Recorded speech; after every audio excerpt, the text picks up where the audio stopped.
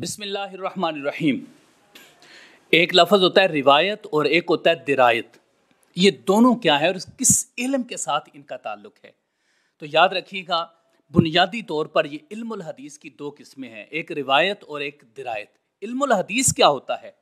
علم بقوانین یعرف بہا احوال السند والمتن، ایسے قوانین کا علم جس کے ساتھ سند اور متن کے احوال کو جانا جاتا ہے، اس کو علم الحدیث کہا جاتا ہے۔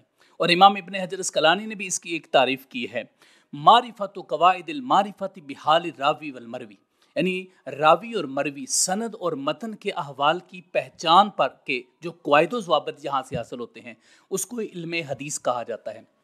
اب آگے علم حدیث کی دو قسمیں ہیں، ایک ہے روایت اور ایک ہے درایت۔ روایت کیا ہوتا ہے؟ اس کو پہلے میں سادہ لفظوں میں آپ کو سمجھاتا ہوں، پھر اس کے بعد جو امام جلال الدین سیوطی رحمۃ اللہ تعالیٰ علیہ نے تعریف کی ہے وہ میں آپ کو بتاؤں گا۔ سب سے پہلی بات، روایت کوئی چیز آپ نے سنی اور جیسے جیسے آپ نے جس طریقے سے اس کو سنا آگے بیان کر دیا، اس کو روایت کہتے ہیں۔ اور درایت کیا ہوتی ہے؟ اس کے اوپر تحقیق کرنا کہ یہ بات جو ہم تک پہنچی ہے کیسے پہنچی ہے، کس ذریعے سے پہنچی ہے، اور جن لوگوں نے پہنچائی ہیں وہ لوگ کیسے لوگ ہیں، اور پھر جو بات آگے جا رہی ہے وہ کیسی ہے، یعنی وہ اسی طرح الفاظ کو آگے لے کے جانا، یہ روایت ہے۔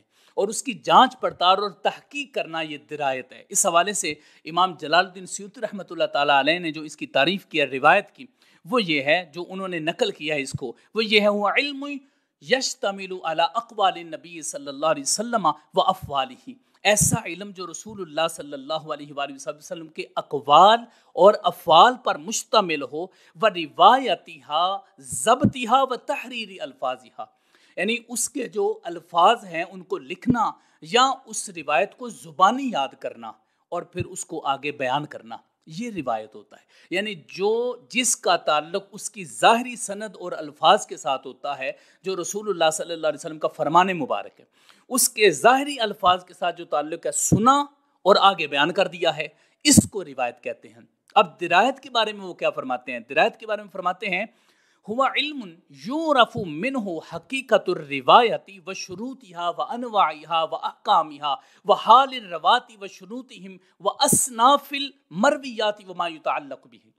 وہ یہ فرماتے ہیں کہ اس سے مراد یہ ہے، ایسے روایت کی حقیقت، اس کی شرطیں، اس کی اقسام، اس کے احکام، راویوں کے احوال اور دیگر اس کی اقسام اور اس سے متعلقہ تمام علوم، اس کو کہتے ہیں درایت۔ یعنی مطلب یہ ہے کہ اس حدیث کی سند کے احوال کو جاننا اور اس حدیث کے جتنے بھی راوی ہیں ان پر واقفیت حاصل کر لینا، ان کی جانچ پڑتال کرنا، وہ ثقہ کون سا راوی ہے، ضعیف کون سا راوی ہے اس میں سے، یا یہ سند جو ہے یہ کس درجہ کی سند ہے اور اس کے متن میں کوئی خرابی تو نہیں ہے کسی قسم کی، تو اس کی سند اور اس کے متن کی جانچ پڑتال کرنے کا نام یہ درایت ہے۔ اب اس کو مزید میں آسان بنانے کے لیے یہ عرض کروں گا، جس طرح امام مسلم رحمۃ اللہ تعالیٰ علیہ نے فرمایا، من کذب علی متعمدا فلیتبوا مقعدہ من النار، جس رسول اللہ صلی اللہ علیہ وسلم نے فرمایا، جس نے مجھ پر جان بوجھ کے جھوٹ باندھا وہ اپنا ٹھکانہ جہنم میں بنا لے۔ اب یہ ایک حدیث ہے، اس کے پیچھے امام مسلم رحمۃ اللہ علیہ نے پوری سند ذکر کی ہے۔ امام مسلم رحمۃ اللہ تعالیٰ علیہ کہ اس کو صحیح مسلم میں بیان کرنا، جیسے انہوں نے سنا اس کو آگے بیان کر دینا انہی الفاظ کے ساتھ، یہ روایت ہے۔ اب محدثین کرام نے اس کو دیکھا کافی زیادہ کتابوں میں اور اس کی بہت زیادہ اسانید ہیں، تو انہوں نے کہا کہ یہ حدیث متواتر ہے۔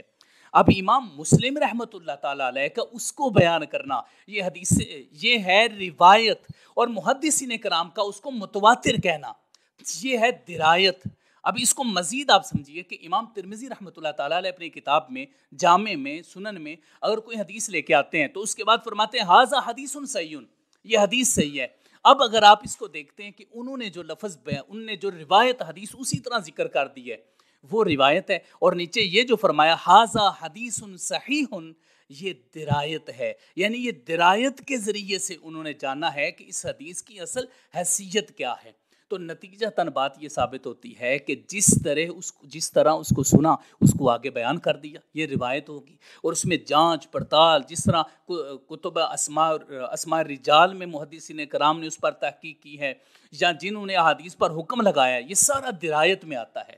تو یہ فرق ہے روایت اور درایت میں. اسی طرح ان الفاظ کو بیان کرنا یا لکھ لینا یہ روایت ہے، اور اس کی باقاعدہ طور پر تحقیق کرنا، جانچ پڑتال کرنا یہ درایت ہے. اور یہ دونوں کام الحمدللہ رب العالمین محدثین کرام نے بہت ہی احسن طریقے سے کیے ہیں. اللہ رب العزت ہمیں احیاء حدیث کی کاوشوں میں مصروف رہنے کی توفیق عطا فرمائے. آمین یا رب العالمین. وصلی اللہ علی حبیبی سیدنا محمد و آلہ و صحبہ اجمعین.